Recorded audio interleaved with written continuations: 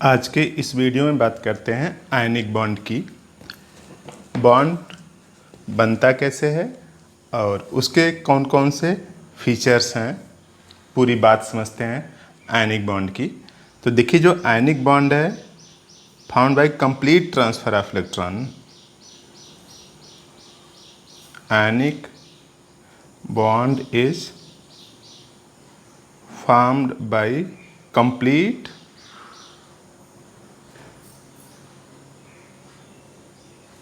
transfer of electron from electropositive atom to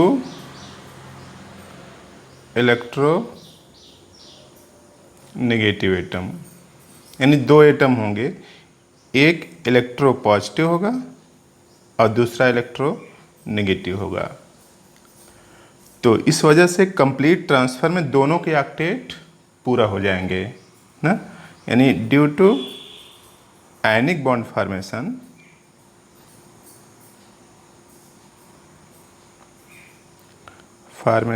both atom, both मतलब electro positive electro negative दोनों, both atom complete its octet, complete its octet. जो दोनों atom हैं अपना octet क्या कर लेंगे, कंप्लीट कर लेंगे। तो इस तरह से आयनिक बॉन्ड बनता है और इसी को इलेक्ट्रोस्टैटिक फोर्स ऑफ अट्रैक्शन बोलते हैं। यानी ionic bond is also known as electrostatic force of attraction. ठीक, तो देखिए यहाँ पे एक Na है और दूसरा Cl नेगेटिव है, Cl है, नेगेटिव नहीं है, Cl है। ठीक है, Cl। तो इस तरह से एक एटम Na है और दूसरा एटम क्या है, Cl है।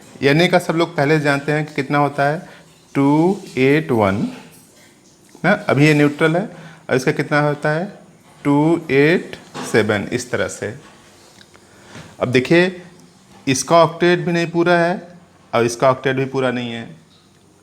अगर एक इलेक्ट्रॉन लूज कर दे तो इसका ऑक्टेट पूरा हो जाएगा, या फिर 7 इलेक्ट्रॉन गेन कर ले तो भी पूरा हो जाएगा। तो एक इलेक्ट्रॉन लूज करना आसान है और 7 इलेक्ट्रॉन गेन करना कठिन काम है। उसी तरीके से यहाँ पे है, क्लोरीन एक इलेक्ट्रॉन ले ले तब इसका ऑक्टेट पूरा हो जाएगा, या फिर 7 इलेक्ट्रॉन लूज कर दे।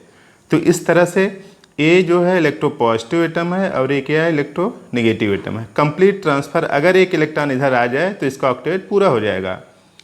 तो होता क्या है कि ये जो Na है इसने एक इलेक्ट्रॉन लूज करके क्या बना लिया, पॉजिटिव, और Cl नेगेटिव हो गया क्योंकि कंप्लीट ट्रांसफर हुआ, कंप्लीट ट्रांसफर ऑफ 1 इलेक्ट्रॉन। तो इसमें क्या हो जाएगा, 28, इसका कितना हो जाएगा, 288। इस तरह से तो इनके बीच जो बॉन्ड बन जाएगा इस तरह से, और इसी को, इस बॉन्ड का नाम क्या है, आयनिक बॉन्ड, या इसी का दूसरा नाम है electrostatic force of attraction, electrostatic force of attraction. तो इस तरह से आयनिक बॉन्ड कंप्लीट ट्रांसफर से बनता है। So ionic bond is found by complete transfer of electron from electropositive atom to electronegative atom. In this way both atom complete its octet. दोनों atom अपना octet क्या कर लेंगे, पूरा कर लेंगे। तो जो इलेक्ट्रोपॉजिटिव एटम है उसका क्या फीचर्स होना चाहिए,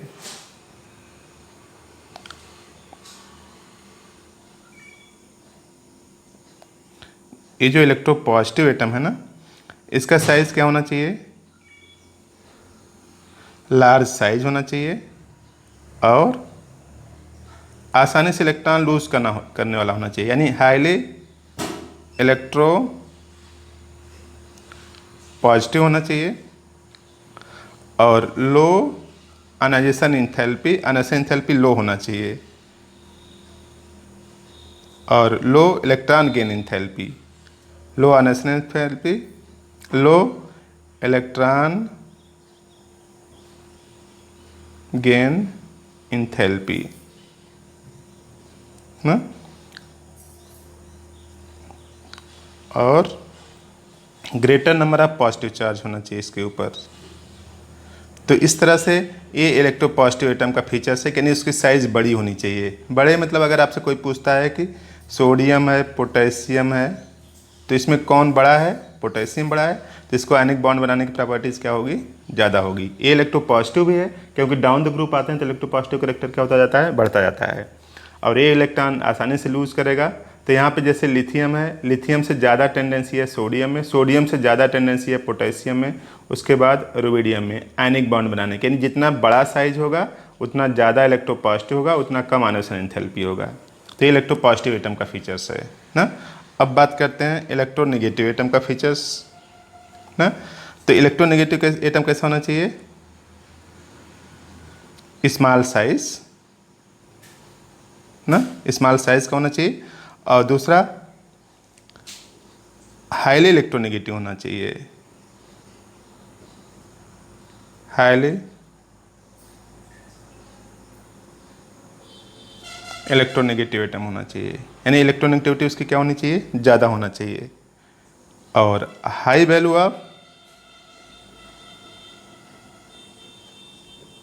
ऑफ आयनाइजेशन एंथैल्पी,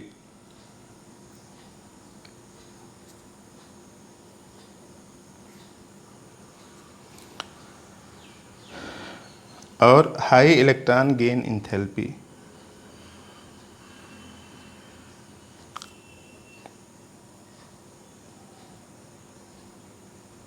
यानी जल्दी इलेक्ट्रॉन लूज न करे तो जल्दी इलेक्ट्रॉन गेन करने वाला होना चाहिए, ठीक है। तो स्मॉल साइज होना चाहिए ना, और हाई इलेक्ट्रोनेगेटिव एटम होना चाहिए, और high value of ionisation enthalpy होना चाहिए, और high value of electron gain enthalpy होना चाहिए। तो ये फीचर्स किसका है, ये जो फीचर्स है इलेक्ट्रोनेगेटिव एटम का है, ये इलेक्ट्रोनेगेटिव एटम के फीचर्स हैं ना। यानी इलेक्ट्रोनेगेटिव एटम के ये सब फीचर्स होने चाहिए, तब आयनिक बॉन्ड बनेगा। और आयनिक बॉन्ड जब बन जाता है तो उनके बीच फोर्स ऑफ अट्रैक्शन आ जाता है, और वो जो फोर्स ऑफ अट्रैक्शन है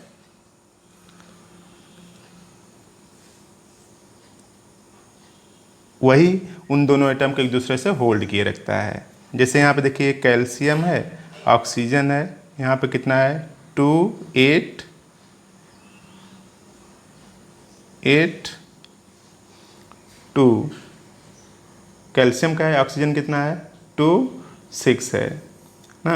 अभी जब आयनिक बॉन्ड बनाएंगे तो 2 इलेक्ट्रॉन इधर से ट्रांसफर हो जाएगा, तो कैल्शियम पर कितना जाएगा पॉजिटिव 2 पॉजिटिव, ऑक्सीजन पर 2 नेगेटिव। तो यहाँ पर क्या हो जाएगा 2 8 8 हो जाएगा, 2 इलेक्ट्रॉन लूज कर दिया इसको, ये 2 इलेक्ट्रॉन इसमें आ जाएगा तो क्या हो जाएगा 2 8 हो जाएगा। तो इनके बीच जो फोर्स डेवलप हो जाएगा उसे क्या बोलते हैं, आयनिक बॉन्ड। तो इस तरह से आयनिक बॉन्ड है ना। और अब दूसरा की बात करते हैं, और दूसरा जो है कोवलेंट बॉन्ड है।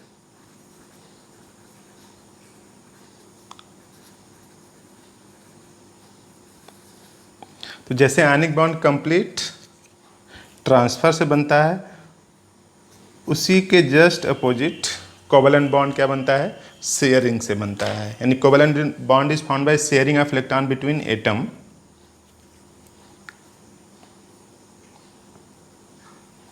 Covalent bond is formed by sharing of electron between atom। तो इसको बोलते हैं म्यूचुअल शेयरिंग। शेयरिंग कैसी होगी, म्यूचुअल शेयरिंग, यानी जैसे ए के पास एक इलेक्ट्रॉन है तो बी के पास भी एक इलेक्ट्रॉन हो, दोनों आपस में इलेक्ट्रॉन का शेयर करेंगे। तो यहाँ पे देखिए ऐसे बन जाएगा, ए हो गया ऐसे, तो इसको बोलते हैं म्यूचुअल शेयरिंग ना। यानी covalent bond is found by mutual sharing of electron. जैसे ये मान लीजिए कि नाइट्रोजन है, ये नाइट्रोजन है, कितना बैलेंस इलेक्ट्रॉन 5 नाइट्रोजन में, इस तरह से ना, ऐसे हो गया। तब देखिए इसमें 5 बैलेंस इलेक्ट्रॉन है, 3 इलेक्ट्रॉन की कमी है, इधर भी 5 बैलेंस इलेक्ट्रॉन है, 3 इलेक्ट्रॉन की कमी इसमें है, इसमें तो दोनों क्या करते हैं, एक दूसरे को शेयर कर देते हैं। तो देखिए नाइट्रोजन फिर नाइट्रोजन, इस तरह से ए है और ए है, तो म्यूचुअल शेयरिंग हुई। यानी इस नाइट्रोजन ने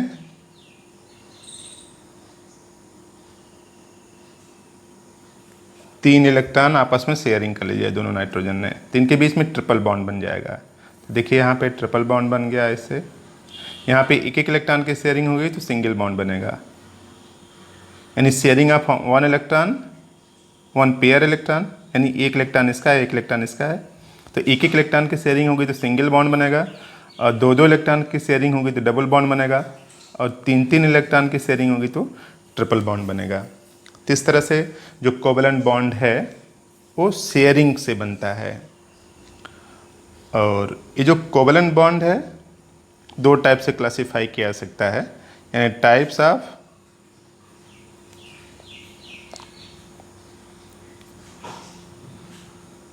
covalent bond on the basis of electronegativity, electronegativity के बेसिस पर।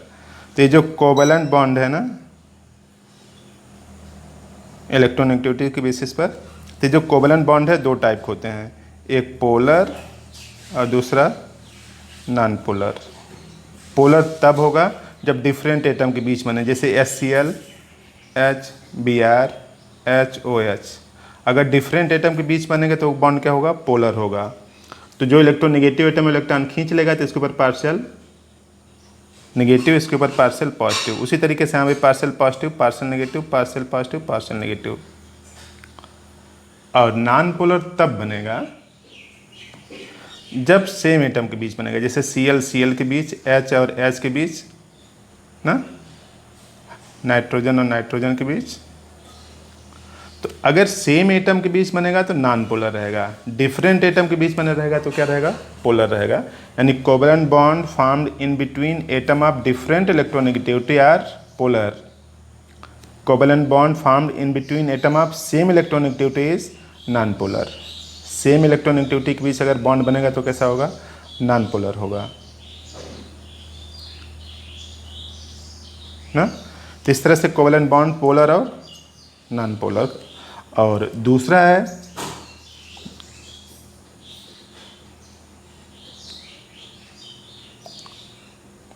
Types of covalent bond on the basis of overlapping. Overlapping के अगर बेसिस पर देखें तो कोवलेंट बॉन्ड दो टाइप के हैं।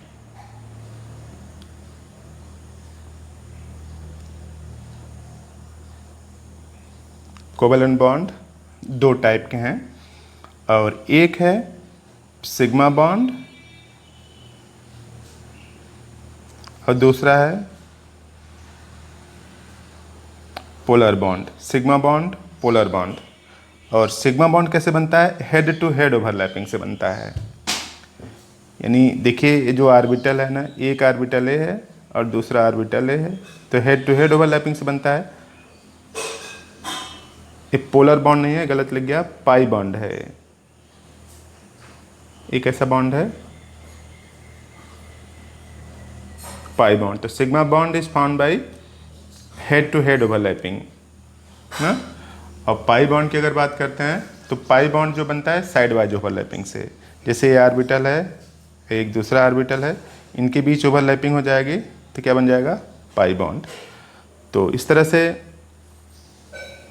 Sigma bond is found by head to head overlapping और pi bond is found by side wise overlapping. Side wise overlapping होगा तो ए इंटरन्यूक्लियर एक्सिस है, इस इंटरन्यूक्लियर एक्सिस के बीच में इलेक्ट्रॉन नहीं है, इसलिए पाई बॉन्ड कैसा है, कमज़ोर बॉन्ड है। पाई बॉन्ड कैसा है, कमज़ोर है।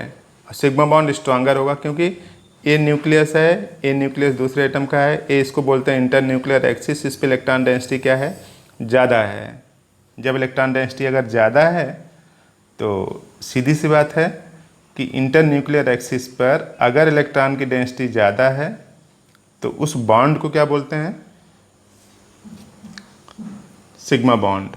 और वो कैसा बॉन्ड होगा, स्ट्रांग बॉन्ड होगा। तो ये जो सिग्मा बॉन्ड है कमज़ोर है ना, सॉरी सिग्मा बॉन्ड कैसा है, स्ट्रांग बॉन्ड है, क्योंकि इंटरन्यूक्लियर एक्सिस पर इलेक्ट्रॉन की डेंसिटी ज़्यादा है। और जो पाई बॉन्ड है वो कमज़ोर बॉन्ड इसलिए है कि इंटरन्यूक्लियर एक्सिस पर इलेक्ट्रॉन की डेंसिटी क्या है, कम है। तो इस तरह से आयनिक बॉन्ड और कोवलेंट बॉन्ड अलग अलग टाइप के हैं। आयनिक बॉन्ड ट्रांसफ़र से बनता है और कोवैलेंट बॉन्ड म्यूचुअल शेयरिंग से बनता है। तो इस तरह से 2 टाइप के बॉन्ड हैं और शेष अगले वीडियो में।